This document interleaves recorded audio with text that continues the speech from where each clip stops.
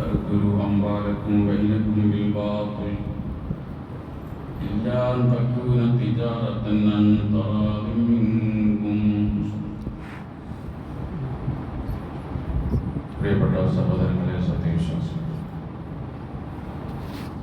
അല്ലാഹു സുബ്ഹാനഹു വ തആല നമ്മുടെ മജ്‌ലിസിനെ കബൂൽ ചെയ്യുമാറാകട്ടെ. നമ്മുടെ ജീവിതത്തിലുള്ള എല്ലാ പാപങ്ങളും കാരുണ്യവാനായ പടച്ചവൻ മാപ്പ് ചെയ്തു തരുമാറാകട്ടെ. ഈ പരിശുദ്ധമായ റമദാൻ അനുകൂലമായ സാക്ഷി നിൽക്കുന്ന സൗഭാഗ്യത്തിൽ അല്ലാഹു നമ്മയും നമ്മുടെ മാതാപിതാക്കളെയും വേണ്ടപ്പെട്ടവരും ഉൾപ്പെടുത്തുമാറാകട്ടെ. ബഹുമാനികളെ, മുഹമ്മദ് ഇബ്നുൽ മുൻകദിർ റഹിമഹുല്ലാഹ് സലഫു സാലിഹീങ്ങളിൽപ്പെട്ട ഒരു പ്രമുഖനായൊരു മനുഷ്യനാണ്, ഒരു പണ്ഡിതൻ കൂടിയാണ്.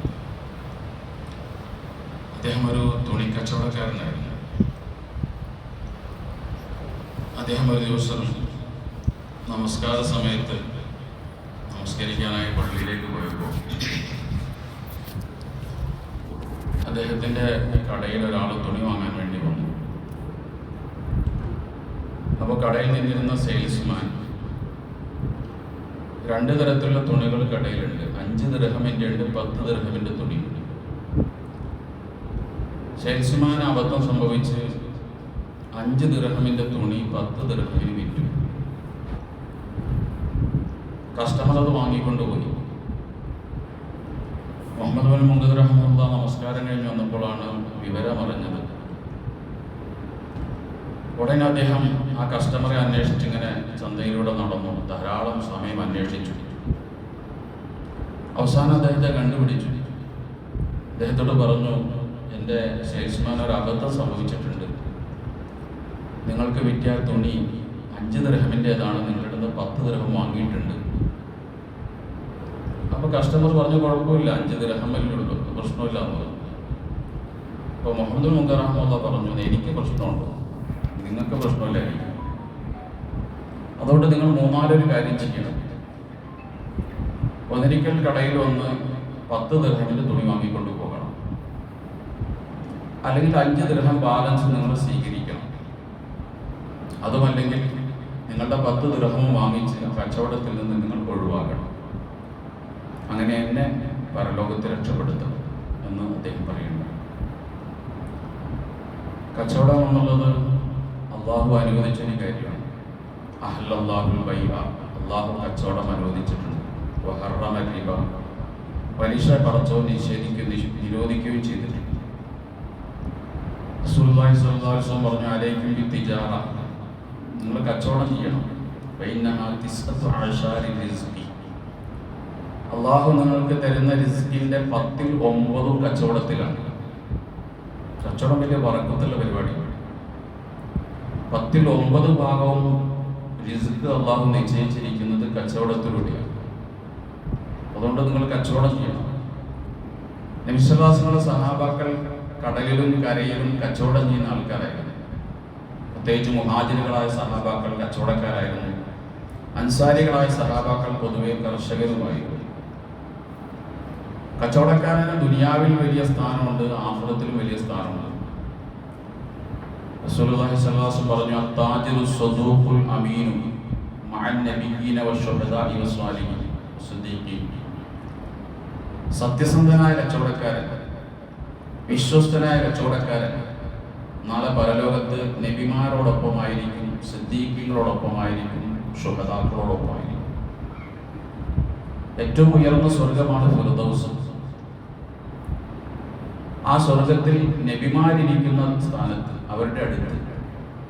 അത് കഴിഞ്ഞാൽ സിദ്ദീഖീങ്ങൾ, അബൂബക്കർ സിദ്ദീഖ് റളിയല്ലാഹു അൻഹു ഇരിക്കുന്നതിനടുത്ത്, ശുഹദാക്കൾ, രക്തസാക്ഷികൾ ഇരിക്കുന്നതിനടുത്ത് അവർക്ക് ഇരിപ്പിടം കിട്ടും സ്വർഗം. അപ്പൊ സ്വർഗം കിട്ടാനും സ്വർഗത്തിലെ ഉയർന്ന ദറജ ലഭിക്കാനും ഈ കച്ചവടം തന്നെ നമുക്ക് കാരണമായി. അപ്പൊ ദുനിയാവിലെ കേവല ലാഭം മാത്രമല്ല, ആഖിറത്തിലെ വലിയ ദറജയ്ക്കും കച്ചവടം കാരണമായി. കാരണം കച്ചവടക്കാരൻ വലിയ തവക്കുലിന്റെ ആളാണ്. അതുകൊണ്ടാണ് ഈ സ്ഥാനം കൊടുക്കാൻ കാരണം. തവക്കുലില്ലാതെ കച്ചവടം വിജയിക്കില്ല. കടയിൽ നിൽക്കുന്ന തൊഴിലാളിയെ സംബന്ധിച്ചിടത്തോളം വൈകുന്നേരമാകുമ്പോൾ കച്ചവടം നടന്നാലും ഇല്ലെങ്കിലും അവൻ്റെ 500 രൂപ കിട്ടും, അവന് കുറയില്ല. പക്ഷെ കട നടത്തുന്ന കച്ചവടക്കാരന് കസ്റ്റമർ വന്നില്ലെങ്കിൽ അവന് ബിസിനസ് നടക്കൂല. അപ്പൊ അവൻ പടച്ചോനെ തവക്കുലാക്കണം, പടച്ചോനെ ആരെങ്കിലൊക്കെ കൊണ്ടുവരണേ, കച്ചവടം നടക്കണേ. ഇല്ലാത്തൊരു തവക്കുലിലാണ് ഈ ബിസിനസ്സുകാർക്കുള്ളത്. തവക്കുൽ ചെയ്യുന്നവരെ പടച്ചോന് വലിയ ഇഷ്ടമാണ്. ഇന്നല്ലാഹു യുഹിബ്ബുൽ മുതവക്കിലീൻ, തവക്കുലുള്ളവരെ പടച്ചോന് വലിയ ഇഷ്ടവുമാണ്. ലവന്നക്കും തതവക്കലൂന അലല്ലാഹി തവക്കുലത്തൈനി, പക്ഷി തവക്കുലാക്കും പോലെ നിങ്ങൾ പടച്ചോനെ തവക്കുലാക്കുകയാണെങ്കിൽ ലറസഖക്കും കമാ യർസുഖു തൈറ, പക്ഷിക്ക് ഭക്ഷണം കൊടുക്കും പോലെ അല്ലാഹു നിങ്ങൾക്ക് ഭക്ഷണം തരും. തഖദു ഹിമാസൻ വതറൂഹു ഗിദ്വാന, പക്ഷികളെല്ലാം രാവിലെ കൂട്ടിൽ നിന്ന് എഴുന്നേറ്റ് പോകുന്നത് പൊട്ടിയ വയറുമായിട്ടാണ്. തറൂഹു ഗിദ്വാന, നിറഞ്ഞ വയറുമായിട്ടാണ് പക്ഷികൾ വൈകിട്ട് അതിന്റെ കൂട്ടിലേക്ക് മടങ്ങുന്നത്. പക്ഷിക്ക് തവക്കുലാണ്, എവിടെയും ഭക്ഷണം ഒരുക്കി വെച്ചിട്ടൊന്നും തന്നെ അറിയില്ല. അത് തവക്കുലായി പോകുന്നു, വൈകുന്നേരം അത് വയറ് നിറഞ്ഞ് മടങ്ങി വരുന്നു. ഇതുപോലെ നിങ്ങളും പടച്ചോനെ തവക്കുലാക്കുകയാണെങ്കിൽ അല്ലാഹു നിങ്ങൾക്ക് പക്ഷിക്ക് ഭക്ഷണം കൊടുക്കും പോലെ ഭക്ഷണം തരുമെന്ന് റസൂലുള്ളാഹി സ്വല്ലല്ലാഹു അലൈഹി വസല്ലം. അഹല്ലുമാ അക്കല റജുലു മിൻ കസ്ബിഹി, ഒരു മനുഷ്യൻ തിന്നുന്ന ഭക്ഷണത്തിൽ ഏറ്റവും ഹലാലായ ഭക്ഷണം മിൻ കസ്ബിഹി, അവൻ പണിയെടുത്ത് തിന്നുന്നതാണ്, അവന്റെ അധ്വാനം കൊണ്ട് ഭക്ഷിക്കുന്നതാണ് ഏറ്റവും ഹലാലായ ഭക്ഷണം. വകുല്ലു ബൈഇൻ മബ്റൂരിൻ, മബ്റൂറായ കച്ചവടവുമാണ്. കച്ചവടം എന്ന് പറഞ്ഞിട്ട് നിർത്തിയിട്ടില്ല, മബ്റൂറായ കച്ചവടം എന്നാ പറഞ്ഞത്. എന്താണ് മബ്റൂറായ കച്ചവടം? മബ്റൂറായ കച്ചവടമേ ഹലാലാകുക, അതേ നല്ലതാകുക. ഹജ്ജുൻ മബ്റൂർ നമ്മൾ കേട്ടിട്ടുണ്ട്, മബ്റൂറായ ഹജ്ജ്. ഹജ്ജ് മബ്റൂറായാലേ അതിന് പ്രതിഫലമുള്ളൂ. ഇന്നൽ അബ്റാറ ലഫീ നഈം, അബ്റാരികൾ സ്വർഗ്ഗത്തിലാണെന്ന് ഖുർആൻ പറയുന്നു. ബിർറുള്ള ആൾക്കാർ സ്വർഗ്ഗത്തിലാണ്. ബിർറുള്ള കച്ചവടം അത് നല്ലതാണ്, ബിർറുള്ള ഹജ്ജ് അത് നല്ലതാണ്. അപ്പോൾ കച്ചവടം ബിർറുള്ളതായി തീരണം, മബ്റൂറായി തീരണം. ഇല്ലെങ്കിലോ ഇതേ കച്ചവടം തന്നെ അവനെ നരകത്തിലെത്തിക്കും. അത്തുജാറു യുബഅഥൂന യൗമൽ ഖിയാമത്തി ഫുജ്ജാറ, റസൂലുള്ളാഹി സ്വല്ലല്ലാഹു അലൈഹി വസല്ലം പറഞ്ഞു, കച്ചവടക്കാരെ നാളെ അന്ത്യനാളിൽ തെമ്മാടികളായിട്ട് പടച്ചോൻ അവിടെ ഹാജരാക്കും. അപ്പോൾ നബി സല്ലല്ലാഹു അലൈഹി വസല്ലം ഇരിക്കാൻ ബാക്കി കിട്ടുന്ന അതേ കച്ചവടക്കാർ തന്നെ നരകത്തിലേക്ക് തെമ്മാടികളായിട്ട് അവരെ ആനയിക്കപ്പെടുന്ന ഒരു രംഗമുണ്ട്. അപ്പൊ കച്ചവടം രണ്ട് രീതിയിലുണ്ട്, കച്ചവടവുമുണ്ട്, കച്ചക്കപടവുമുണ്ട്. ഏതാണോ നമ്മൾ ചെയ്യുന്നത് അതിനനുസരിച്ചായിരിക്കും ആഖിറത്തിൽ നമ്മുടെ ദറജ നിശ്ചയിക്കപ്പെടുന്നത്. ഉമർ ഖത്താബ് റളിയല്ലാഹു അൻഹു പറയുന്നുണ്ട്, ചന്തകൾ അല്ല സുവാഖു മവാഇദുല്ലാഹ്, മാർക്കറ്റ് പടച്ചോൻ ഭക്ഷണം വാഗ്ദാനം ചെയ്തിരിക്കുന്ന സ്ഥലമാണ് മാർക്കറ്റ്. അവിടെ ചെല്ലുന്നവർക്ക് അത് കിട്ടും. അതുകൊണ്ട് മാർക്കറ്റിൽ പോകണം, അങ്ങാടിയിൽ പോകണം, കച്ചവടം നടത്തണം. അഹബ്ബുൽ ബിലാദി ഇലല്ലാഹി മസാജിദുഹ, പടച്ചോന് ഭൂമിയിൽ ഏറ്റവും ഇഷ്ടപ്പെട്ട സ്ഥലം പള്ളിയാണ്, അല്ലാഹുവിന് ഏറ്റവും വെറുപ്പുള്ള സ്ഥലം അങ്ങാടിയാണ്. വഫീഹാ തുൻസബു റായത്തു ശൈത്താൻ, പിശാച് അവന്റെ കൊടി നാട്ടുന്നത് അവിടെയാണ്, മാർക്കറ്റിലാണ്. പിശാചിന്റെ കേന്ദ്രമാണ് മാർക്കറ്റ്. എപ്പോഴും ചതിയിൽപ്പെടാനുള്ള സാധ്യതകളുണ്ട് മാർക്കറ്റ്. അതുകൊണ്ടാണ് മാർക്കറ്റിലേക്ക് കിടക്കുമ്പോൾ ഓരോ കച്ചവടക്കാരും ആദ്യം പറയേണ്ട ഒരു പ്രാർത്ഥനയുണ്ട്. എന്താ പറയണ്ടേ? ലാ ഇലാഹ ഇല്ലല്ലാഹു വഹ്ദഹു ലാ ശരീക ലഹു ലഹുൽ മുൽക്കു വലഹുൽ ഹംദു യുഹ്യി വയുമീതു വഹുവ അലാ കുല്ലി ഷൈഇൻ ഖദീർ. എന്ന് പറഞ്ഞാൽ എല്ലാവരും ലാ ഇലാഹ ഇല്ലല്ലാഹു വഹ്ദഹു ലാ ശരീക ലഹു ലഹുൽ മുൽക്കു വലഹുൽ ഹംദു യുഹ്യി വയുമീതു വഹുവ അലാ കുല്ലി ഷൈഇൻ ഖദീർ. 3 വട്ടം കട തുറക്കുന്നതിന് മുമ്പായിട്ട് 3 വട്ടം പറയാം. മാർക്കറ്റിൽ കയറി കട തുറക്കുന്നതിന് മുമ്പായിട്ട് 3 പ്രാവശ്യം വെച്ച് പറയുക. അത് അങ്ങാടിയുടെ ദിക്റാണ്. ഈ ദിക്ർ പറഞ്ഞിട്ടായിരിക്കണം നമ്മൾ മാർക്കറ്റിലേക്ക് പോകേണ്ടത്. ഇബ്രാഹിം അദ്ദേഹത്തിനോട് ചോദിക്കപ്പെട്ടു, സത്യസന്ധനായ കച്ചവടക്കാരനെയാണോ നിനക്ക് ഇഷ്ടം, അതോ ആബിദിനെയാണോ ഇഷ്ടം എന്ന് ചോദിച്ചു. എപ്പോഴും ഇബാദത്തുമായി കഴിഞ്ഞുകൂടുന്ന ആളോടാണോ ഇഷ്ടം, അതോ നല്ലൊരു കച്ചവടക്കാരനോടാണോ ഇഷ്ടം എന്ന് ചോദിച്ചപ്പോൾ മഹാനായ ഇബ്രാഹിം അദ്ദേഹം പറഞ്ഞത്, എനിക്കിഷ്ടം കച്ചവടക്കാരെയാണ്, സത്യസന്ധനായ കച്ചവടക്കാരനെയാണ്. കാരണം കച്ചവടക്കാരൻ സത്യസന്ധനാണെങ്കിൽ അവനൊരു മുജാഹിദാണ്, യോദ്ധാവാണ്. അവൻ എപ്പോഴും ശൈത്താനോട് സമരം ചെയ്യാണ്. പിശാച് എപ്പോഴും അവന്റെ കൂടെ ഉണ്ടാകും, അവനെ വഞ്ചിക്കാൻ വേണ്ടി, അളവിലും തൂക്കത്തിലും പറ്റിക്കാൻ വേണ്ടി, കൊടുക്കുന്നതിലും വാങ്ങുന്നതിലും അവനെ വഞ്ചിക്കാൻ വേണ്ടി പിശാച് എപ്പോഴും അവന്റെ കൂടെ ഉണ്ടാകും. ഈ പിശാചിനോട് സമരം ചെയ്തിട്ട് വേണം കച്ചവടക്കാരൻ അവന്റെ കച്ചവടം വിജയിപ്പിച്ചെടുക്കാനും അവൻ സത്യസന്ധനായ കച്ചവടക്കാരനായി തീരാനും. അതുകൊണ്ടാണ് എനിക്ക് സത്യസന്ധനായ കച്ചവടക്കാരോട് താല്പര്യം ഉണ്ടാകാൻ കാരണമെന്ന് അദ്ദേഹം പറയുന്നു. അതുകൊണ്ട് കച്ചവടം ചെയ്യുന്ന എൻ്റെ സുഹൃത്തുക്കൾ, അവരോട് പറയാനുള്ളത് ഉമർ റളിയല്ലാഹു അൻഹു പറഞ്ഞൊരു വാക്കാണ്. ഒരു കച്ചവടം തുടങ്ങുന്നതിന് മുമ്പായിട്ട് നിങ്ങൾ കച്ചവടത്തെക്കുറിച്ച് പഠിച്ചിരിക്കണം. ഉമർ റളിയല്ലാഹു അൻഹു പറയാറുണ്ടായിരുന്നു, അങ്ങാടിയിൽ ഇറങ്ങിയിട്ട് കടക്കാരോട് പറയും, ഈ അങ്ങാടിയിൽ കച്ചവടം നടത്തുന്ന ആർക്കെങ്കിലും ദീനിൽ കച്ചവടം നടത്തേണ്ടത് എങ്ങനെയെന്ന് എനിക്കറിയില്ലെങ്കിൽ ഞാൻ അവനെ അടിക്കും. ചാക്കവാറുമായി അങ്ങാടിയിലിറങ്ങി നിയമങ്ങൾ പഠിക്കാതെ കച്ചവടം ചെയ്യുന്ന കച്ചവടക്കാർ ഉമർ റളിയല്ലാഹു തആല അടിക്കാറുണ്ടായിരുന്നു. നിയമങ്ങൾ പഠിക്കാതെയുള്ള കച്ചവടമാണ് നരകത്തിലേക്ക് എത്തിക്കും എന്നുള്ളതാണ് അതിന് കാരണം. ഉമർ റളിയല്ലാഹു അൻഹുവിന്റെ ഒരു സ്ഥിരം പതിവാണ് അങ്ങാടിയിലൂടെ കയറി ഇറങ്ങുക എന്നുള്ളത്. എന്നിട്ട് അദ്ദേഹം പറയും, നിയമം പഠിക്കാത്തവർ ഈ കച്ചവടം ചെയ്യരുത്, ഈ അങ്ങാടിയിൽ കച്ചവടം ചെയ്യാൻ പാടില്ല. അതുകൊണ്ട് കച്ചവട സംബന്ധമായി ഒരുപാട് കാര്യങ്ങൾ നമുക്ക് പഠിക്കാനുണ്ട്. ഒരല്പം തെറ്റ് സംഭവിച്ചാൽ കച്ചവടം പലിശയായി മാറും. കച്ചവടം പലിശ നമുക്ക് വലിയ വ്യത്യാസമില്ലല്ലോ. ഒരു സാധനം കൊടുത്തിട്ട് അതിന് 10 രൂപ വാങ്ങുന്നു. പലിശ എന്താണ്? 9 രൂപ കൊടുത്തിട്ട് 10 രൂപ വാങ്ങുന്നു. രണ്ട് തമ്മിൽ ചെറിയ വ്യത്യാസമുള്ളൂ. സൂക്ഷ്മത ഇല്ലെങ്കിൽ കച്ചവടം തന്നെ പലിശയായി തീരാനുള്ള സാധ്യതയുണ്ട്. അതുകൊണ്ട് കച്ചവടം പലിശയായി തീരാതിരിക്കാൻ നമ്മൾ കുറേ കാര്യങ്ങൾ സൂക്ഷിക്കണം. ഞാനത് ചുരുക്കി ഞാനൊന്ന് പറയാനാണ് ആഗ്രഹിക്കുന്നത്. ഒരു ഹദീസ് മനസ്സിലാക്കുക, ഇന്ന റിസ്കലെ തുലുബും. ഇത് പഠിച്ചാൽ നമ്മുടെ മനസ്സിന് സമാധാനം ഉണ്ടാവും. ഇന്ന റിസ്കലെ തുലുബും, ഭക്ഷണം നിന്നെ തേടി വരും, നിനക്ക് വിധിച്ച റിസ്ക് നിന്റെ പുറകെ വരും. കമായത്തുലുബു അജലുബു, നിന്റെ അവധി, നിന്റെ ആയുസ് നിന്നെ തേടി വരുന്നത് പോലെ എനിക്ക് അല്ലാഹു നിശ്ചയിച്ച ആയുസ് എന്നെ തേടി വരും. ഒരു സെക്കൻഡ് എനിക്ക് ബന്ധിപ്പിക്കപ്പെടില്ല. ഇതുപോലെയാണ് എനിക്ക് നിശ്ചയിച്ച റിസ്ക് എന്നെ തേടി വരും. ഞാൻ വേണ്ടാന്ന് വെച്ചാലും എൻ്റെ പുറകെ വരും. ഇതൊരു കച്ചവടക്കാരന് ബോധ്യം ഉണ്ടെങ്കിൽ എന്തിനാണ് കച്ചവടത്തിൽ തട്ടിപ്പ് നടത്തണം? വിധിച്ചത് കിട്ടുക തന്നെ ചെയ്യും. 1 രൂപ പോലും പടച്ചോൻ വിധിച്ചത് കിട്ടാതെ പോകില്ല. അള്ളാഹു വിധിച്ചതല്ലാത്ത രൂപ നേടിയെടുക്കാൻ നീ എത്ര കള്ളക്കച്ചവടം ചെയ്തിട്ട് നടക്കൂല. വിധിച്ചതേ കിട്ടും. കള്ളന് കിട്ടുന്നത് പോലും റിസ്ക്കാണ്. ഒരാള് മോഷ്ടിക്കുമ്പോൾ അയാൾക്ക് കിട്ടുന്നത് പടച്ചോൻ അയാൾക്ക് നിശ്ചയിച്ച റിസ്ക്കാണ്. അല്ലാത്തത് കള്ളന് കിട്ടൂല. പിന്നെ എന്താ വ്യത്യാസം? ഇയാൾ ഈ കള്ളൻ ക്ഷമിച്ചിരുന്നെങ്കിൽ ഇയാൾക്ക് ഇത് ഹലാലായ രീതിയിലൂടെ കിട്ടുമായിരുന്നു. ഇയാൾ ധൃതി കാണിച്ചു. ധൃതി കാണിച്ച് പടച്ചോന്റെ നിയമത്തെ ഓവർടേക്കാൻ ശ്രമിച്ചപ്പോൾ കള്ളനായി മാറി. ദുനിയാവിൽ അയാൾക്ക് ആക്ഷേപം കിട്ടുന്നു, പരലോകത്തേക്ക് നരകവും കിട്ടുന്നു.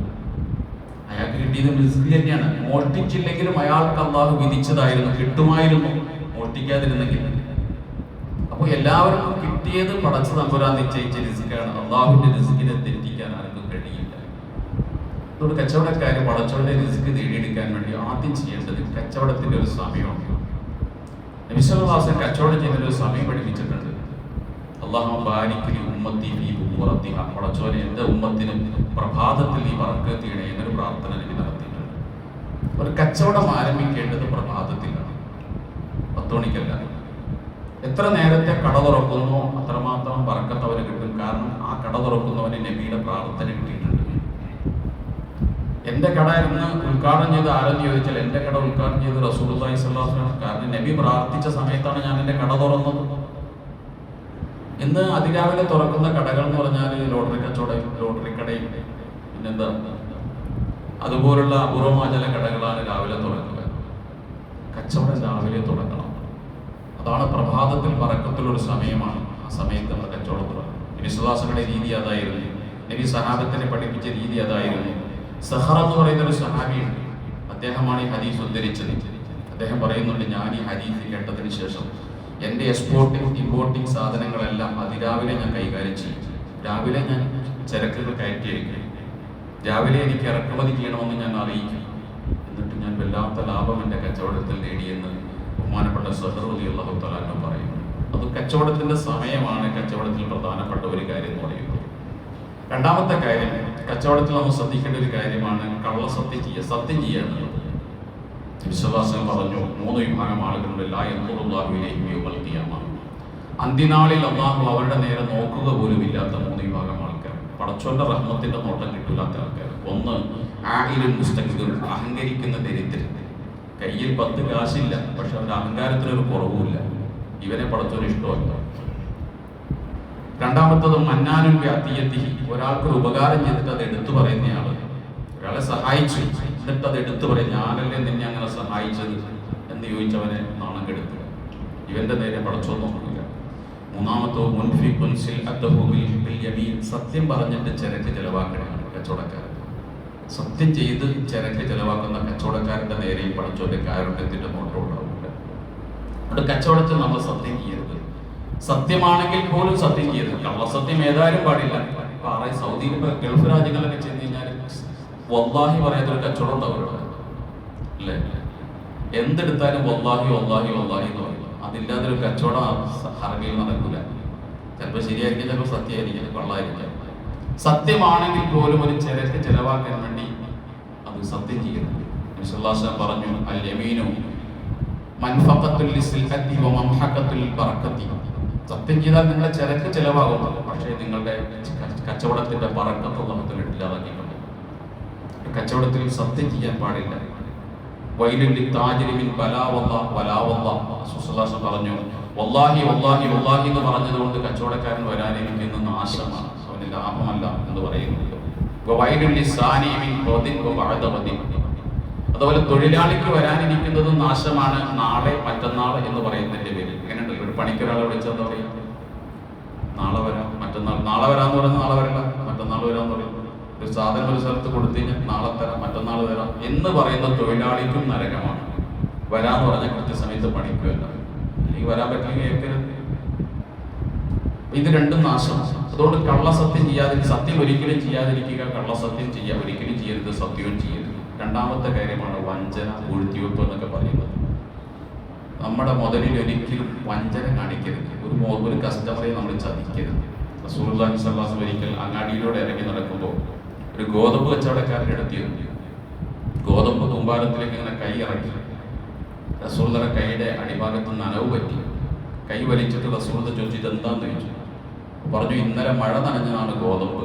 നനഞ്ഞ ഗോതമ്പ് അടിയിലിട്ടിട്ട് ഉണങ്ങിയ ഗോതമ്പ് മുകളിലിട്ടിരിക്കുകയാണെന്ന് പറഞ്ഞു. വിശ്വാസം പറഞ്ഞു, അത് നനഞ്ഞത് നിനക്ക് മുകളിൽ ഇടാമായിരുന്നില്ലേ? ആളുകൾ കാണട്ടെ. വഞ്ചിച്ചവൻ നമ്മിപ്പെട്ടവരല്ല, ചതിച്ചവൻ നമ്മിപ്പെട്ടവരല്ല. അതുകൊണ്ട് ഒരു കസ്റ്റമറെയും നമ്മുടെ കച്ചവട വസ്തുവിലെ ഏതെങ്കിലും രീതിയിൽ പറഞ്ഞുകൊണ്ട് നമ്മൾ ഒരിക്കലും കസ്റ്റമറെ വഞ്ചിക്കരുത്. ന്യൂനതകൾ മറച്ചു വയ്ക്കരുത്. നമ്മൾ വിൽക്കുന്ന സാധനത്തിന് എന്ത് ന്യൂനത ഉണ്ടെങ്കിലും അത് വാങ്ങാൻ വരുന്ന ആളോട് ബോധ്യപ്പെടുത്തണം. അയവ് പറയാതെ ഒരു കച്ചവടം നടത്തരുത്. വലിയ തെറ്റാണ്. എന്ത് ന്യൂനതയുണ്ടോ അത് പറയണം. ഒരുപക്ഷെ നമ്മൾ വഞ്ചിക്കപ്പെട്ടതാകാം, അത് പറഞ്ഞിട്ട് കാര്യമില്ല. നമ്മളെ വഞ്ചിക്കപ്പെട്ടെങ്കിൽ അത് അവിടെ പറഞ്ഞോളണം. നമ്മുടെ അടുത്ത് വാങ്ങുന്ന ആളുടെ മുന്നിൽ നമ്മൾ അയവ് ഒഴിവാക്കി കൊടുക്കണം. ന്യൂനത മറച്ചു വെക്കാൻ ഒരു സാധനം പറയിക്കാൻ പാടില്ല. അപ്പോൾ സ്ഥലം വാങ്ങിച്ചു, സ്ഥലം താമസയോഗ്യമല്ലാത്ത സ്ഥലമായിരുന്നു വിചാരിക്കുക. നമ്മളത് പറയണം, ഞാൻ വഞ്ചിക്കപ്പെട്ടിട്ടുണ്ട്, ഞാൻ നിങ്ങളോട് പറയുകയാണ് ഈ സ്ഥലത്ത് താമസിക്കാൻ പറ്റിയതല്ല, ഇന്ന പ്രശ്നങ്ങളുണ്ട് എന്ന് പറഞ്ഞ് കച്ചവടം ചെയ്യണം. അല്ല ഇഷ്ടമുണ്ടെങ്കിൽ വാങ്ങട്ടെ, അല്ലെങ്കിൽ വാങ്ങണ്ട. രാജസ്ഥാനിൽ നിന്ന് മാർബിൾ കൊണ്ടുവന്നു, പൊട്ടിയ മാർബിൾ ഉണ്ടായിരുന്നു. അതിങ്ങനെ ഒട്ടിച്ചിട്ട് വിൽക്കാൻ പാടില്ല. ഞാൻ വഞ്ചിക്കപ്പെട്ടു, പക്ഷേ എൻ്റെ കസ്റ്റമർ വഞ്ചിക്കപ്പെടാൻ പാടില്ല. അവരോട് തുറന്നു പറയണം, ഇത് പൊട്ടിയതാണ്, ഇതിൻ്റെ ഇടയ്ക്ക് പൊട്ടിയത് ഇടയ്ക്കിടയ്ക്ക് ഉണ്ട്, ഇത് പറഞ്ഞിട്ട് കച്ചവടം ചെയ്യണം. ഇഷ്ടമുണ്ടെങ്കിൽ വാങ്ങട്ടെ, ഇല്ലെങ്കിൽ വാങ്ങണ്ട. ഒരിക്കലും ഒരു അയവ് മറച്ചു വെച്ചുകൊണ്ട് ഒരു സാധനം വിറ്റാൽ ആ കച്ചവടത്തിന്റെ ബറക്കത്തിനെ തന്നെ അത് നഷ്ടപ്പെടുത്തുന്നതിന് കാരണമായി തീരും. എല്ലാ കച്ചവടക്കാരിലും ഇത്തരം തട്ടിപ്പുകളുണ്ട്. ഇപ്പൊ കണ്ണിയത്ത് അഹമ്മദ് മുസ്ലിയാർ ഇന്നലെ ഞാൻ പറഞ്ഞില്ല, അദ്ദേഹം തടിക്കച്ചവടം ചെയ്തതാണ്. സമസ്തയുടെ 25 കൊല്ലത്തെ പ്രസിഡന്റാണ്. അദ്ദേഹം ഒരിക്കൽ തടിക്കച്ചവടം ചെയ്തു. തടിക്കച്ചവടം ചെയ്തിട്ട് പൊട്ടിപ്പോയി. കാരണം അദ്ദേഹം വരുന്ന ആളോട് പറയും, തടിക്ക് ഇവിടെ പൊത്തുണ്ട്, ഇവിടെ കോടുണ്ട്, എല്ലാം കൃത്യമായിട്ട് പറഞ്ഞു കൊടുക്കും. അങ്ങനെ പറഞ്ഞു കൊടുത്ത് ആരെങ്കിലും വാങ്ങുമോ? പക്ഷെ അങ്ങനെ ചെയ്യണം. ഇന്നത്തെ തടിക്കച്ചവടം എന്ന് പറയുന്നത് എന്താണ്? ഓട്ടയുള്ളിടത്ത് മറക്കും, ഇത് അടിച്ച് കയറ്റിയിട്ട് കൃത്യമായി ചെത്തിക്കളയും. കാതലില്ലാത്തടത്ത് മണ്ണ് തേച്ചിട്ട് കാതലുണ്ടാക്കുക, ചെടി തേച്ച് കാതലാക്കുക. അളക്കുമ്പോൾ തടി കൂടിയെടുത്ത് കനം കൂടിയെടുത്ത് അളന്നിട്ട് അളവ് എല്ലാത്തിനും പറയും. ഇങ്ങനെയൊക്കെ കള്ളത്തടി കച്ചവടം ചെയ്യുക ഒന്നും പാടില്ല. അയവുണ്ടെങ്കിൽ അയവ് പറഞ്ഞു കൊടുക്കണം. ന്യൂനത മറച്ചു വെച്ചൊരു സാധനം നമ്മൾ കച്ചവടം ചെയ്യാൻ പാടില്ല. അതൊക്കെ നമ്മുടെ കച്ചവടത്തിന്റെ ബറക്കത്തിന് ഇല്ലാതാക്കി. പറയുന്നത് ബയ്യാനി, കച്ചവടക്കാർ 2 പേർ. ഇതാ സ്വതക്ക, ഒരു സത്യം പറഞ്ഞാൽ ഭൂരിക്കലും കച്ചവടത്തിൽ ബറക്കത്തുണ്ടാവും. സത്യം പറഞ്ഞാൽ ബറക്കത്തുണ്ടാവും. ഇതാ കഥബാവ കത്തമ, കളവ് പറയുകയും ന്യൂനതകൾ മറച്ചു വെക്കുകയും ചെയ്താൽ നുസിയ ബറക്കത്ത് കളയപ്പെടും. അപ്പൊ ബറക്കത്ത് കച്ചവടത്തിൽ ഉണ്ടായാലാണ് കാര്യം നടക്കുക. ബറക്കത്തില്ലാത്ത കാശ് എത്ര കിട്ടിയിട്ടും കാര്യമില്ല. അത് ആശുപത്രി പോകും, അത് ആശുപത്രി കൊടുക്കേണ്ടി വരും. ഉറപ്പ്. ബറക്കത്തുള്ള പൈസയാണോ കയ്യിലിരിക്കും, ആശുപത്രി കൊടുക്കേണ്ടി വരില്ല. അതുകൊണ്ട് കള്ളക്കച്ചവടം ചെയ്ത് കുറച്ച് അമിത ലാഭം ഉണ്ടാക്കുന്ന വിചാരിച്ചാൽ അത് പാലായിലെയോ കോട്ടയത്തെയോ അല്ലെങ്കിൽ ആശുപത്രികൾക്കുള്ളതെന്ന് മനസ്സിലാക്കിയാൽ മതി.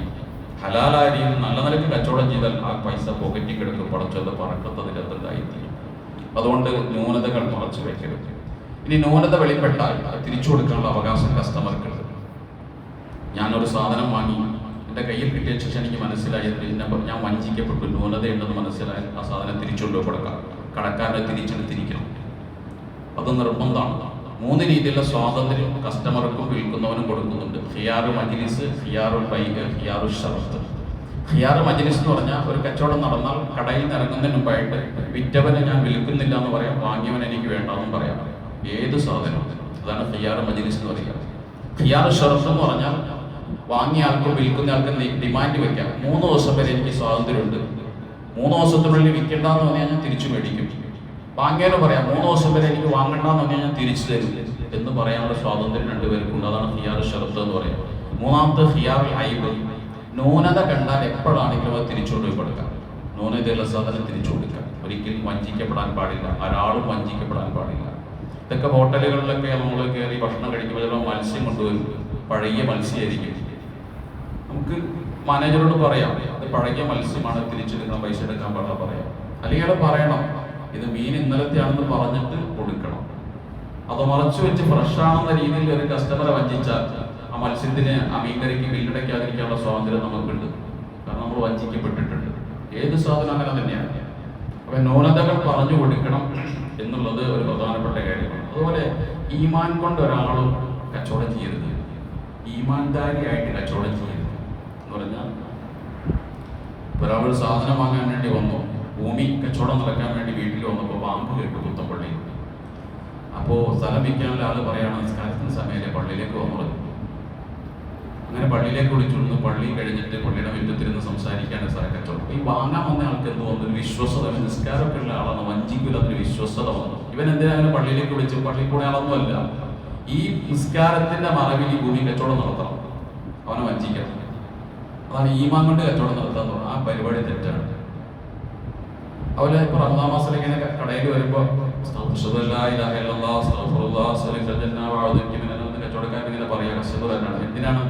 ഇതിന്റെ മറവിൽ ഇവൻ ഈമാനുള്ള ആളാണെന്നും നോമ്പൊടിക്കുന്ന ആളാണെന്നും വഞ്ചിക്കൂലാന്നും കസ്റ്റമറെ ബോധ്യപ്പെടുത്തിയിട്ട് അതിന്റെ മറവിൽ ഒരു കള്ള കച്ചവടം നടത്താം. ഇതാണ് ഈമാൻ കൊണ്ട് കച്ചവടം ചെയ്യാൻ പറഞ്ഞില്ല. ഈ പരിപാടി തെറ്റാണ്. ഈമാൻ കൊണ്ട് കച്ചവടം ചെയ്യരുത്, ഈമാൻദാരിയായി മാറരുത് ആ രീതി, അതും തെറ്റാണ്.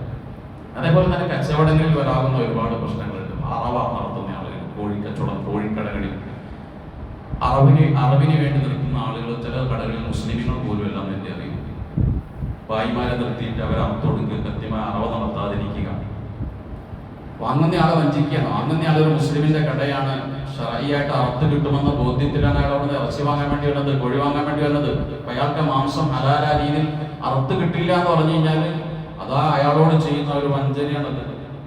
ചെയ്യാൻ പാടില്ല. കല്യാണം നടത്തുന്ന ആൾക്കാർ അവര് 100 കണക്കിന് കിലോ ഓർഡർ കൊടുക്കുകയാണ് കോഴിക്ക്. ഇത് ആരറക്കുന്നു എന്നറിയില്ല, അറക്കുന്നുണ്ടോ എന്നറിയില്ല. കഴിക്കുന്ന ആളുകളോട് കഴിക്കുകയാണ് കല്യാണ വീട്ടിൽ. കഴിക്കുന്നവർക്ക് അല്പം ശ്രദ്ധയൊക്കെ വേണം. ഇന്നത്തെ കാലം അങ്ങനെ ആയതുകൊണ്ട് കോഴി മാംസമൊക്കെ കഴിക്കുമ്പോൾ അറക്കുന്ന ആള്, കല്യാണം നടത്തുന്ന ആൾക്ക് ബാധ്യതയുണ്ട്.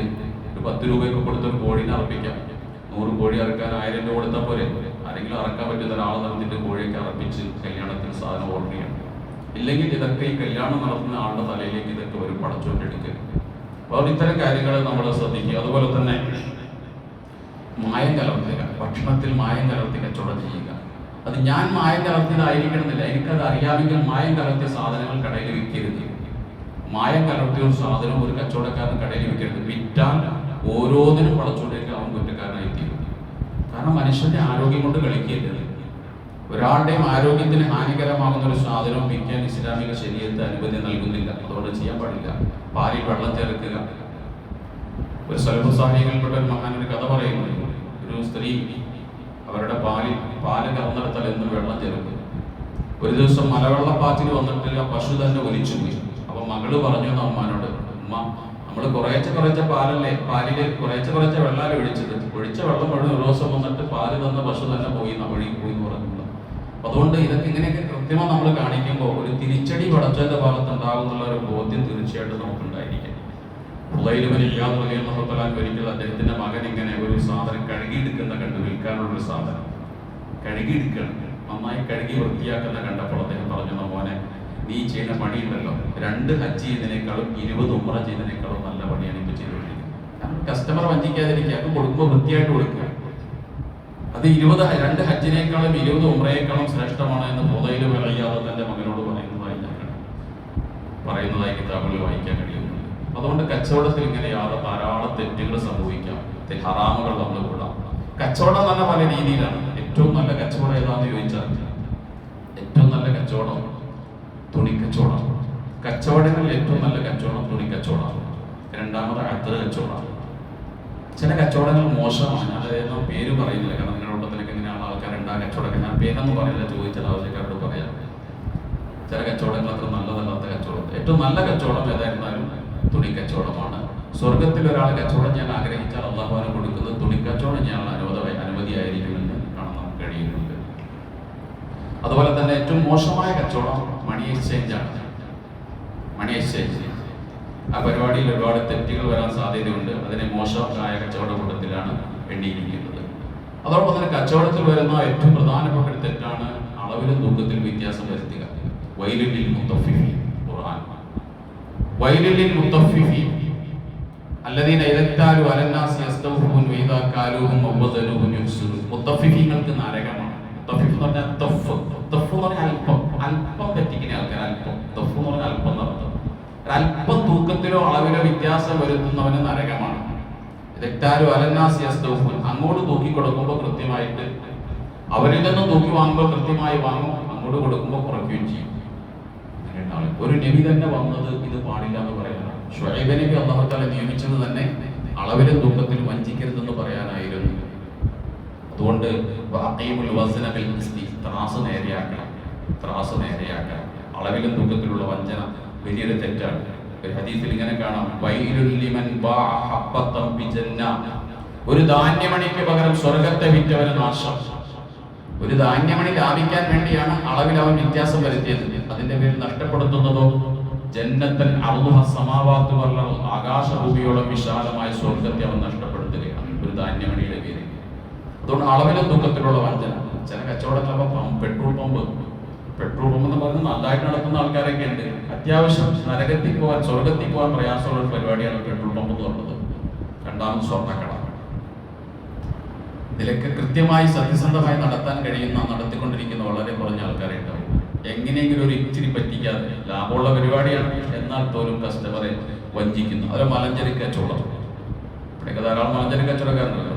ഒരു ദിവസം ഒരാൾ എൻ്റെ അടുത്ത് പറഞ്ഞു, ഒരു സ്ഥലം പറഞ്ഞിട്ട് പറഞ്ഞു, അവിടുത്തെ ഒന്നും രണ്ടും കടയിൽ മലഞ്ചരക്ക് കൊടുക്കരുത്, മൂന്നാമത്തെ കടയിൽ കൊടുക്കാവുന്ന പറഞ്ഞു. സ്ഥലമൊന്നും ഞാൻ പറയുന്നില്ല. അപ്പൊ ഇങ്ങനെ എല്ലാ കടകളിലും മലഞ്ചരക്ക് കച്ചവടം. ഞാൻ ഒരു അനുഭവം പറയാം. ഒരു മലഞ്ചരക്ക് കച്ചവടക്കാരനാണോ, സ്ഥലവും ഞാൻ പറയുന്നില്ല. മുനിസിപ്പാലിറ്റിയുടെ ബിൽഡിങ്ങിൽ മലഞ്ചരക്ക് കച്ചവടം നടത്തിക്കൊടുത്ത ഒരാൾ. അയാളെ കുറിച്ച് നാട്ടുകാർക്ക് മുഴുവനും അറിയാം. അത്യാവശ്യം അയാൾ വഞ്ചിക്കുന്നയാളാണ്, അളവിൽ തൂക്കത്തിൽ പറ്റിക്കുന്ന ആളാണെന്ന് പറയാം. ഒരു ദിവസം അദ്ദേഹം മുനിസിപ്പാലിറ്റിയുടെ ടോയ്ലറ്റിൽ പോകാൻ വേണ്ടി പോയി. പിന്നെ അയാൾ തിരിച്ചറിഞ്ഞിട്ടില്ല ജീവനോടെ. അവിടെ മരിച്ചു കിടന്നു. ഒരു മനുഷ്യൻ അങ്ങനെ മരിക്കാന്ന് പറഞ്ഞാൽ അതിന് വലിയ മരണം എന്താണത്? ടോയ്ലറ്റ് എന്ന് പറഞ്ഞാൽ പിശാചുകളുടെ കേന്ദ്രമാണ്. ഒരു കെലിമ ചെല്ലാൻ പോലും അവസരം ലഭിക്കാത്ത രീതിയിൽ അവിടെ മരിച്ചു കിടന്നു. അവസാനം അടുത്തൊരാൾ ടോയ്ലറ്റിൽ പോകാൻ വേണ്ടി ചെന്ന് മുട്ടിയപ്പോഴാണ് അതിനകത്ത് ആളുണ്ടെന്ന് മനസ്സിലായി. ആ മനുഷ്യന്റെ മയ്യത്ത് പുറത്തെടുത്തു. ഇങ്ങനെയൊക്കെ പടച്ചാമ്പുരാൻ അപകടകരമായ ദുർമരണത്തിനൊക്കെ അവസരങ്ങൾ ഒരുക്കും. അളവിലും തൂക്കത്തിലും വഞ്ചിച്ച എത്രയോ ആളുകളെയാണ് വഞ്ചിക്കുന്നത്. എന്നിട്ട് അവസാന ഹജ്ജിന് പോകുമ്പോൾ മിഹ്റാബിന്റെ മുമ്പിൽ നിന്ന് പൊരുത്തപ്പെടണമെന്ന് പറഞ്ഞിട്ട് കാര്യമൊന്നുമില്ല. എത്ര പേരെ പറ്റിച്ചിട്ടുണ്ടോ, പെട്രോൾ അടിച്ച എത്ര പേരുണ്ടോ, എല്ലാവരുടെയും ചെന്ന് അത് കൊടുത്തു വീട്ടണം. ഇതിനൊക്കെ സാധിക്കും. അതുകൊണ്ട് ജീവിതത്തിൽ നമ്മൾ ഇത്തരം കാര്യങ്ങളൊക്കെ സൂക്ഷിക്കുക. ഇറച്ചി കച്ചവടം,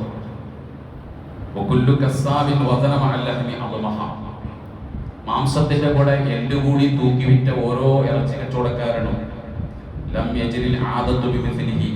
മാംസം കൊടുക്കുമ്പോൾ എല്ല് കൊടുക്കൽ പതിവില്ലെങ്കിൽ അങ്ങനെ ചെയ്യുന്ന കച്ചവടക്കാരൻ ആ ഇറച്ചി കച്ചവടക്കാരനും മുത്തഫിഫീങ്ങളിൽപ്പെട്ട ആളാണ്. സാധാരണ ആട്ടിറച്ചിയുടെ കൂടെ എല്ല് കൊടുക്കാറുണ്ട്, മാട്ടിറച്ചിയിൽ എല്ല് കൊടുക്കാറില്ല. മാട്ടിറച്ചിയുടെ കൂടെ എല്ലിട്ട് വഞ്ചിച്ചാൽ അത് പതിവില്ലെങ്കിൽ അവനും വയലിൽ മുത്തഫിഫീൻ, ഇത്തരത്തിലുള്ള മുത്തഫിഫീങ്ങളിൽപ്പെട്ടവനാണ്. ഒരു പോത്തറത്തതിന്റെ തല മുന്നിൽ വയ്ക്കും, അതിന്റെ പിന്നിൽ അതിന്റെ പേരിൽ 4 മൂരിനെ വിൽക്കുക, മൂരിയിറച്ചി വിൽക്കുക, കസ്റ്റമറെ വഞ്ചിക്കുക. അപ്പൊ ഇങ്ങനെയുള്ള എല്ലാത്തരം വഞ്ചനകളും ഞാൻ 2-3 ഇത് പറഞ്ഞു മാത്രമേ ഓർമ്മ വന്നത്. ഇതുപോലെ ഏതെല്ലാം രീതിയിൽ നമ്മൾ കസ്റ്റമറെ വഞ്ചിക്കുന്ന കച്ചവടങ്ങൾ ചെയ്യുന്നുണ്ടോ ഇതെല്ലാം പടച്ചോരുടെ കുറ്റകരമാണ്. സലഫുസാലികളായ മനുഷ്യന്മാർ ചെയ്തിരുന്ന പ്രധാനപ്പെട്ട ചില കാര്യങ്ങളൊന്നും കച്ചവടമാണ്. ലോഡിങ് നല്ല ജോലിയാണ്. ഇസ്ലാം നല്ല ജോലികളിൽപ്പെടുത്തിയ ഒന്നാണ് കച്ചവടം. മറ്റൊന്ന് ലോഡിങ്, അൺലോഡിങ്, മറ്റൊന്ന് തുന്നൽ, ടൈലറുടെ ജോലി, കൊല്ലപ്പണിക്കാരൻ, ഇരുമ്പ് പണിയുന്നയാൾ, വേട്ട, കരയിലും കടലിലും വേട്ടയാടുന്ന വേട്ടക്കാരൻ, പേപ്പർ കച്ചവടക്കാർ, എഴുതാൻ വേണ്ടി പേപ്പർ ബുക്ക് വയ്ക്കുന്ന ആളുകൾ, ഇതൊക്കെ നല്ല ഇടപാടുകളിലാണ് പരിശുദ്ധ ഇസ്ലാം പെടുത്തിയിട്ടുള്ളത്. മോശമായ ചിലതുകൊണ്ട് ഞാനത് കിടക്കുന്നില്ല. ഏറ്റവും മോശമാണ് കള്ളനോട്ടടിക്കുക എന്നുള്ളത്. കള്ളനോട്ടടിക്കലും കള്ളനോട്ടിന്റെ വിൽപ്പനയും പരിശുദ്ധ ഇസ്ലാം ഏറ്റവും മോശമായി കണ്ട ഒന്നാണ്. 100 ദിർഹം മോഷ്ടിക്കുന്നതിനേക്കാൾ മോശമാണ് 1 ദിർഹം കള്ളനോട്ടടിക്കുക. നമ്മുടെ ചെറുപ്പക്കാരെ പണിയാന്നുണ്ടല്ലോ, പെട്ടെന്ന് പൈസ ഉണ്ടാക്കാൻ വേണ്ടി കള്ളനോട്ടടിക്കുക, ഇത്തരം പരിപാടി. 100 ദിർഹം മോഷ്ടിക്കുന്നതിനേക്കാൾ മോശമാണ്, അപകടമാണ് 1 ദിർഹം കള്ളനോട്ടടിക്കുക എന്നുള്ളത്. കാരണം 100 ദിർഹം ഒരാൾ മോഷ്ടിച്ചാൽ മോഷണത്തോടെ അവസാനിച്ചു. 1 ദിർഹം കള്ളനോട്ടടിച്ചാൽ ആ നോട്ട് നിരോധിക്കപ്പെടുന്നത് വരെ 100-200 വർഷങ്ങൾ അതിന്റെ ക്രയവിക്രയ ഭൂമിയിൽ നടന്നിരിക്കാൻ. എത്ര പേരുടെ കയ്യിലാണ് ഈ നോട്ട് എത്തുന്നത്? ഇതിന്റെ എല്ലാം ഉത്തരവാദിത്വം ഈ ഒരു കള്ളനോട്ടടിച്ച ആദ്യ ആളിലേക്ക് എത്തിച്ചേരുന്നതിന് കാരണമായി തീരും. അതുകൊണ്ട് അത്തരത്തിലുള്ള ബിസിനസ്സുകൾ നമ്മൾ ഒരിക്കലും ചെയ്യാൻ പാടില്ല. തന്നെയല്ല വിശുദ്ധ ഖുർആൻ പറഞ്ഞത്, ഒരു മനുഷ്യൻ ചെയ്ത തെറ്റ് മാത്രമല്ല, അവൻ ബാക്കിയായി പോയ തെറ്റുകളും അവന്റെ ഏടിൽ എഴുതപ്പെടും. നമ്മൾ മരിച്ചിട്ടുണ്ടാവും, പക്ഷേ ഈ നോട്ട് എത്ര നാൾ ഇവിടെ ഇങ്ങനെ ക്രയവിക്രയം ചെയ്യപ്പെടുന്നോ അത്ര നാൾ അവന്റെ കബറിലേക്ക് ഇതിന്റെ ശിക്ഷ ഇങ്ങനെ വന്നുകൊണ്ടേയിരിക്കും. അതുകൊണ്ട് അത്തരം ഇടപാടുകളുമായി നമ്മൾ ബന്ധപ്പെടാൻ പാടില്ല. അതുപോലെ ഇസ്ലാം നിരോധിച്ച ചില കച്ചവടങ്ങളുണ്ട്. ലഹരി, മദ്യമുണ്ടാക്കുന്നതിന് വേണ്ടി മുന്തിരി വിൽക്കുക. എല്ലാ കച്ചവടവും ചെയ്യാൻ പാടില്ല. ലഹരി ഉണ്ടാക്കുന്ന ഒരാൾ വന്ന് ചോദിച്ചാൽ മുന്തിരി കൊടുക്കാൻ പാടില്ല, അത് ഹറാമാണ്. കാരണം അതുകൊണ്ട് ഒരാൾ തെറ്റിലേക്കാണ് അയാൾ പോകുന്നത്. അതേപോലെ തന്നെ പശുക്കുട്ടിനെയും പശുവിനെയും വേർപ്പെടുത്തി വിൽക്കുക. പാല് കുടിക്കുന്ന പശുക്കുട്ടിയുള്ളപ്പോൾ ആ പശുവിനെ വിൽക്കരുത്, കുട്ടീനെ വിൽക്കരുത്. പാലുകുടി മാറണം. അതിന്റെ സ്വയം പര്യാപ്തമാകുന്ന ഒരവസ്ഥയിലെ കുഞ്ഞിനെയും തള്ളയും വേർപ്പെടുത്താൻ പാടുള്ളൂ, അല്ലാതെ കച്ചവടം പാടില്ല. മൻഫറക്ക ബൈനഹു വബൈന ഉമ്മിഹി, ഒരാൾ ഒരു പശുവിന്റെയും അല്ലെങ്കിൽ മൃഗത്തിന്റെയും അതിന്റെ കുഞ്ഞിന്റെയും ഇടയിൽ വേർപ്പെടുത്തിയാൽ അന്ത്യനാളിൽ അല്ലാഹു അവനെയും അവന്റെ സ്നേഹിതരുടെയും വേർപ്പെടുത്തുമെന്ന് റസൂലുള്ളാഹി സ്വല്ലല്ലാഹു അലൈഹി വസല്ലം പറയുന്നു. ചെയ്യാൻ പാടില്ല. അതേപോലെ തന്നെ വിഗ്രഹത്തിൽ പുരട്ടാൻ വേണ്ടി സുഗന്ധം വിൽക്കുക. ഒരാൾ വിഗ്രഹത്തിൽ പുരട്ടാനാ ചോദിക്കുന്നെന്ന് പറഞ്ഞാൽ അവന് സുഗന്ധം വിൽക്കാൻ പാടില്ല, തെറ്റാണത്. അറക്കാതെ തിന്നുന്നവന് മൃഗം വിൽക്കുക. മുസ്ലിമായ മനുഷ്യൻ വന്ന് മൃഗം ചോദിച്ചു, നമ്മൾ വിറ്റു. നമുക്കറിയാം അവൻ അറക്കാതെ തിന്നുമെന്ന് പറഞ്ഞാൽ വിൽക്കാൻ പാടില്ല, അത് കച്ചവടം ഹറാമാണ്. ഹർബിയായ കാരണം ആയുധം വിൽക്കുക. മുസ്ലിമുകൾക്കെതിരെ ഉപയോഗിക്കുമെന്ന് കണ്ടാൽ അങ്ങനത്തെ അവൻ ആയുധം വിൽക്കാൻ പാടില്ല. അമുസ്ലിമായ മനുഷ്യന് ഖുർആൻ വിൽക്കാൻ പാടില്ല, മുസ്ലിം വിൽക്കാൻ പാടില്ല. അതേപോലെ തന്നെ തെറ്റിനെ സഹായിക്കൽ തെറ്റാണ്. നാം ചെയ്തിട്ടുണ്ടാവില്ല, പക്ഷേ നമ്മൾ മുഖേന തെറ്റിനെ സഹായിക്കൽ തെറ്റാണ്. വാഗമണിൽ ഒരു റിസോർട്ടുണ്ട്. റിസോർട്ടിൽ വരുന്നവർ മദ്യപിക്കാറുണ്ട്, അശ്ലീലതകളൊക്കെ നടത്താറുണ്ട്. റിസോർട്ടിന്റെ ഉടമ അതിന് ഉത്തരവാദിയും. ഇവൻ ഇന്നേരം മദ്യപിച്ചിട്ടില്ല, ഉടമ മദ്യപിച്ചിട്ടില്ല, ഉടമ ഒരു അശ്ലീലതയും നടത്തിയിട്ടില്ല, പക്ഷെ അവന്റെ കിതാബിൽ ഇതൊക്കെ ഉണ്ടാവും. എത്ര ബോട്ടിലാണ് നിന്റെ റിസോർട്ടിൽ പൊട്ടിച്ചത്, അതിന്റെയൊക്കെ കണക്ക് നിന്റെ കിതാബിൽ ഉണ്ടാവും. ഉടച്ചൊരു സമാനം പറയേണ്ടി വരും. അങ്ങനെയുള്ള ഓരോ റിസോർട്ട് നടത്തരുത്. അല്ലെങ്കിൽ അതിനൊക്കെ അടുത്തൊരു തെറ്റും നടക്കുന്നില്ലെന്ന് ഉറപ്പ് വന്നാൽ ആ റിസോർട്ട് ഹലാലാകുള്ളൂ. കാരണം തെറ്റിനെ സഹായിക്കലും തെറ്റാണ്. തെറ്റ് മാത്രമല്ല, തെറ്റിനെ ഏതെങ്കിലും സഹായിക്കലും തെറ്റാണ്. അതുകൊണ്ട് റിസോർട്ട് നടത്തുന്നവരൊക്കെ അത് ശ്രദ്ധിക്കുക. റമദാനൊക്കെയാണ് മാറാൻ വേണ്ടി ശ്രമിക്കുക. കച്ചവടത്തിൽ നമുക്ക് റഹ്മത്ത് താകണം. വാങ്ങാൻ വരുന്നവരോട് കാരുണ്യം കാണിക്കണം. അവരുടെ കയ്യിൽ പൈസ ഇല്ലെങ്കിലും നമ്മൾ മൽപ്പിടുത്തം നടത്തരുത്, അവരോട് വാശി പിടിക്കരുത്. അത്യാവശ്യ ഭക്ഷണ സാധനങ്ങൾ കടമായിട്ട് കൊടുക്കാൻ കച്ചവടക്കാർക്ക് കഴിയണം. അരിക്കച്ചവടക്കാരൊക്കെ ശ്രദ്ധിക്കണം. മായം ചേർക്കുന്നോട് അരിക്കച്ചവടക്കാരൊക്കെ കിട്ടുപോയത് 4 ചാക്ക് ഫസ്റ്റ് ക്വാളിറ്റി അരിയിലേക്ക് 1 ചാക്ക് സെക്കൻഡ് ക്വാളിറ്റി അരി ചേർത്ത് മിക്സായി വിൽക്കുക, എല്ലാം തെറ്റ് തന്നെയാണ്. അതോടൊപ്പം തന്നെ ഭക്ഷണ സാധനങ്ങൾ വിൽക്കുന്ന ആളുകൾ കരുണ കാണിക്കണം. മനുഷ്യന്റെ അത്യാവശ്യ സാധനം വസ്ത്രം പോലെയല്ല. അപ്പോൾ പൈസ ഇല്ലാത്ത വന്ന് ചോദിച്ചു കഴിഞ്ഞാൽ കടം കൊടുക്കാൻ തയ്യാറാകണം. തരാൻ നിവൃത്തിയില്ലെങ്കിൽ വിട്ടുവീഴ്ച ചെയ്യാനുള്ള തയ്യാറെടുപ്പ് ഒരു മാനസികാവസ്ഥയും ഇത്തരക്കാർക്ക് ഉണ്ടായിത്തീരാണ്. മുറലിയുള്ള തന്നെ പറയുന്നുണ്ട്, ഒരാളെ തിരിച്ചറിയാൻ 3 മാർക്കാണ് നടത്തുന്നത്. ഒരാൾക്ക് സാക്ഷിയായ ഒരാളെ കൊണ്ടുവന്ന് മുറുള്ളാൻ എടുക്കാൻ.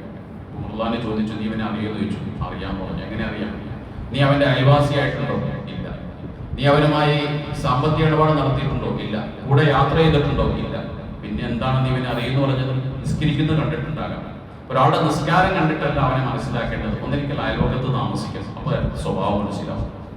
അല്ലെങ്കിൽ അവന്റെ കൂടെ എന്തെങ്കിലും ഇടപാട് നടത്താം, അപ്പോൾ സ്വഭാവം മനസ്സിലാവും. അല്ലെങ്കിൽ അവന്റെ കൂടെ യാത്ര ചെയ്യണം, അപ്പോൾ സ്വഭാവം മനസ്സിലാവും. അപ്പോൾ ഇടപാട് നടത്തുക എന്നുള്ളത് ഒരാളെ യഥാർത്ഥത്തിൽ സ്വഭാവം തിരിച്ചറിയാനുള്ള ഒരു മാർഗമാണ്. അതുകൊണ്ട് പരമാവധി കച്ചവടക്കാർ മാന്യമായി വരുന്ന ആൾക്കാരോട് ഇടപെടാനും ഭക്ഷണ സാധനങ്ങളൊക്കെ അത്യാവശ്യം കടം കൊടുക്കാനൊക്കെ എല്ലാവരും തയ്യാറാകണം. അതോടൊപ്പം തന്നെ കടം വീട്ടാനുള്ള ഒരു ജാഗ്രതയും വാങ്ങിക്കൊണ്ടുപോകുന്ന ആളുകൾക്ക് വേണം.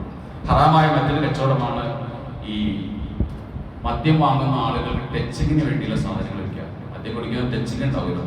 മദ്യം കുടിക്കാമെന്നാണ് ഈ ടച്ചിങ് ചോദിക്കുന്നതാണ്, ഞങ്ങൾക്ക് കൊടുക്കരുത്, ധാരാളമാണ്.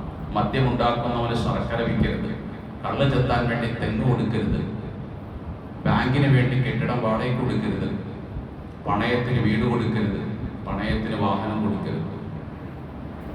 പണയത്തിന് വീടുണ്ടല്ലോ, 5 ലക്ഷം രൂപ തരും, മീഡിയം കൊടുക്കുകയാണ്. വീട് ഒഴിവാകുമ്പോൾ 5 ലക്ഷം രൂപ തിരിച്ചു കൊടുക്കും. ഈ പരിപാടി ഹറാമാണ്. പണയം പാടില്ല, വാടകയ്ക്ക് വീട് കൊടുക്കാൻ പാടുള്ളൂ. പണയത്തിന് വാഹനം പാടില്ല. ഗൾഫിൽ നിന്ന് വരുന്ന ആളുകളൊക്കെ ചെയ്യും, ഒരു മാസത്തേക്ക് 50,000 രൂപ കൊടുത്ത് 1 ലക്ഷം കൊടുത്തൊക്കെ കാർ എടുക്കും, പൈസ തിരിച്ചെടുക്കും, കാർ തിരിച്ചു കൊടുക്കും. പരിപാടി പാടില്ല, തെറ്റാണ്. അതിനുവേണ്ടി ഓഫീസുകൾ നടത്താൻ കെട്ടിടം വാടകയ്ക്ക് കൊടുക്കാൻ പാടില്ല, അത് തെറ്റാണ്. തെറ്റിനെ സഹായിക്കൽ തെറ്റാണ്. കുല്ലു കർളിൻ ജറൻ അൻഫഅതൻ ഫഹുവ റിബ. കടം കൊടുത്തിട്ട് എന്തെങ്കിലും പ്രതിഫലം പറ്റുന്നതെല്ലാം പലിശയാണ്. ഇമാം മാലിക് റഹ്മത്തുള്ളാഹി ആർക്കെങ്കിലും കടം കൊടുത്തു കഴിഞ്ഞാൽ തിരിച്ചു ചോദിക്കാൻ വേണ്ടി ചെല്ലുമ്പോൾ അവന്റെ വീടിന്റെ തണലിൽ നിൽക്കൂല, വീടിന്റെ നിഴലിൽ നിൽക്കൂല, കാരണം അത് പലിശയാകാം. ഒരാൾക്ക് കടം കൊടുത്താൽ കടം നിരുപാധികമായി, കടത്തിന്റെ പിന്നിൽ ഒരു സഹായം പറ്റാൻ പാടില്ല. എന്തെങ്കിലും സഹായം പറ്റുന്നെങ്കിൽ ആ സഹായമല്ല, പലിശയാണ്. വീട് പണയപ്പെടുത്തലും ഈ വാഹനം പണയപ്പെടുത്തുക എന്നുള്ളതൊക്കെ ഈ പറഞ്ഞ രീതിയിൽ പലിശയുടെ പരിധിയിൽ വരുന്ന കാര്യങ്ങളാണ്. ലോട്ടറി കച്ചവടത്തിന് വേണ്ടി കടമെടുക്കാൻ പാടില്ല.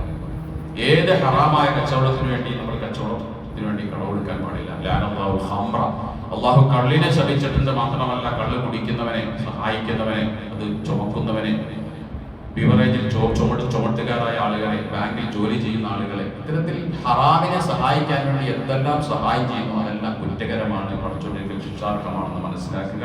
ഇനി ഒരുപാട് കാര്യങ്ങളുണ്ട്, ഞാൻ അവസാനിപ്പിക്കുകയാണ്. അല്ലാഹു സുബ്ഹാനഹു വ തആല നല്ല രീതിയിൽ കച്ചവടം ചെയ്ത് സ്വർഗത്തിലെത്താൻ നബിമാരോടൊപ്പം അവിടെ എത്തിപ്പെടാൻ നമ്മുടെ കച്ചവടക്കാരെ അനുഗ്രഹിക്കുമാറാകട്ടെ. ഏതെങ്കിലുമൊക്കെ തെറ്റായ വഴിയിലൂടെ സഞ്ചരിക്കുന്നുണ്ടെങ്കിൽ അതിൽ നിന്നെല്ലാം മാറി നിൽക്കാൻ ഈ പരിശുദ്ധ റമദാൻ അതിലൊരു കാരണമാക്കി തീർക്കുമാറാകട്ടെ. നമ്മുടെ നോമ്പ് നമസ്കാരവും അല്ലാഹു സ്വീകരിക്കുമാറാകട്ടെ. ഈ റമദാനിനെ അല്ലാഹു അനുകൂലമായ സാക്ഷിയാക്കി തീർക്കുമാറാകട്ടെ. അഷ്ഹദു അല്ലാ ഇലാഹ ഇല്ലല്ലാഹ് അസ്തഗ്ഫിറുല്ലാഹ് അസ്അലുക ജന്നത വഅഊദു ബിക മിനൻ നാർ. അഷ്ഹദു അല്ലാ ഇലാഹ ഇല്ലല്ലാഹ് അസ്തഗ്ഫിറുല്ലാഹ്